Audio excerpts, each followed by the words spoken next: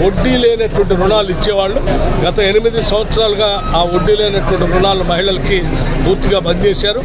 మళ్ళీ తిరిగి ఇందిరమ్మ రాజ్యం వచ్చింది కాబట్టి ఇందిరా క్రాంతి పథంలో సెల్ఫ్ హెల్ప్ గ్రూప్స్ మెంబర్స్గా ఉన్నటువంటి డ్వాక్రా సంఘాల మహిళలందరికీ వడ్డీ లేని రుణాలు ఇచ్చేటువంటి కార్యక్రమాన్ని తిరిగి ప్రారంభిస్తున్నామని చెప్పడం కూడా స్పష్టంగా జరిగింది.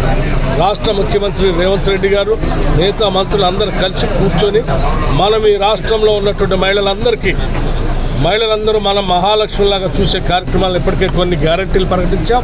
ఆ గ్యారంటీలతో పాటు ఈ కార్యక్రమాన్ని కూడా మనం ముందు తీసుకొని పోవాలని చెప్పి చాలా స్పష్టంగా నిర్ణయాలు చేశారు.